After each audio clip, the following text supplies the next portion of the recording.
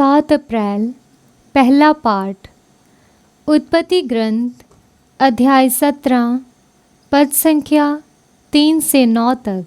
Abraham ने साष्टांग प्रणाम किया और ईश्वर ने उससे ये कहा, तुम्हारे लिए मेरा विधान इस प्रकार है, तुम बहुत से राष्ट्रों के पिता बन जाओगे।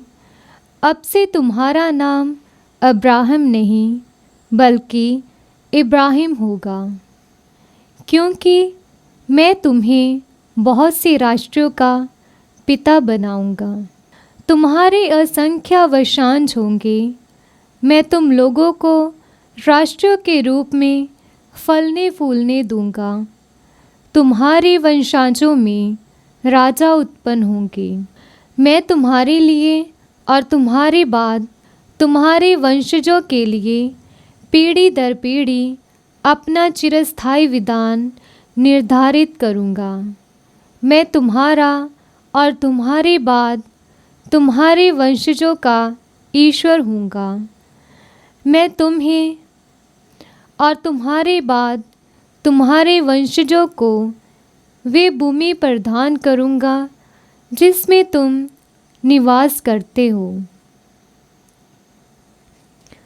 अर्थात कनान का समस्त देश। उस पर सदा के लिए तुम लोगों का अधिकार होगा और मैं तुम्हारे वंशजों का ईश्वर होऊंगा।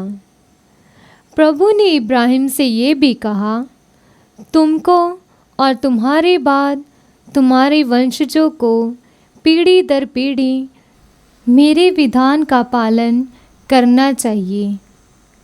ये प्रभु की वाणी है। ईश्वर को धन्यवाद। भजन अनुवाक्य।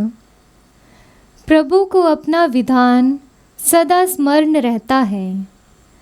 प्रभु को अपना विधान सदा स्मरण रहता है। प्रभु और उसके सामर्थ्य का मनन करो। उसके दर्शनों के लिए लालियत रहो। उसके चमत्कार, उसके अपूर्व कार्य और उसके निर्णय याद रखो। अनुवाक्य। प्रभु को अपना विधान सदा स्मरण रहता है।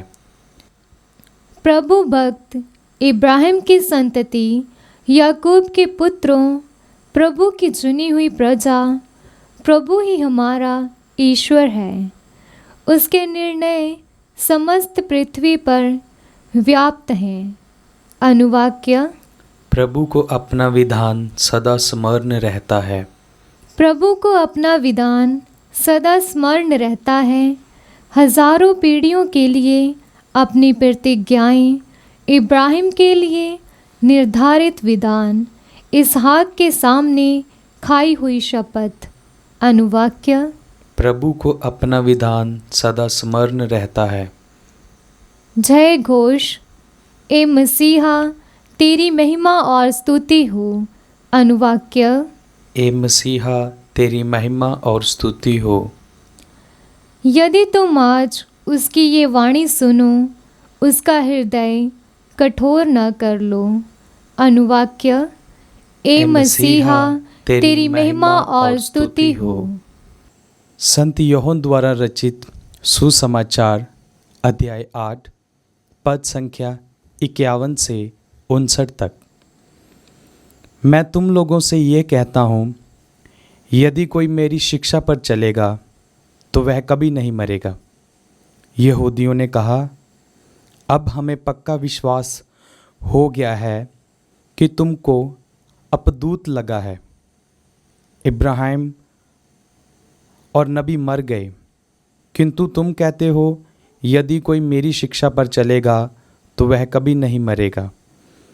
क्या तुम हमारे पिता इब्राहिम से भी महान हो? वह मर गए और नबी भी मर गए।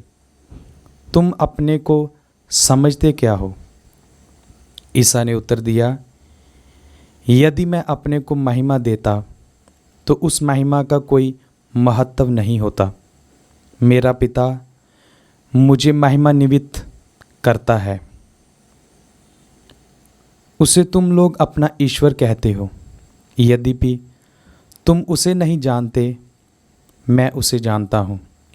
यदि मैं कहता कि उसे नहीं जानता तो मैं तुम्हारी तरह झूठा बन जाता, किंतु मैं उसे जानता हूँ और उसकी शिक्षा पर चलता हूँ।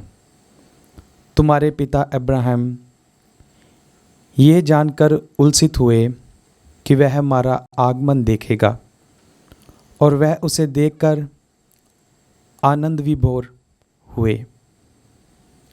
यहूदियों ने उनसे कहा, अब तक तुम्हारी उम्र 50 भी नहीं है, तो तुमने कैसे इब्राहिम को देखा है? ईसा ने उनसे कहा, मैं तुम लोगों से ये कहता हूँ, इब्राहिम के जन्म लेने के पहले से ही मैं विद्यमान हूँ। इस पर लोगों ने ईसा को मारने के लिए पत्थर उठाए, किंतु वह चुपके से मंदिर से निकल गए। ये प्रभु का सुसमाचार।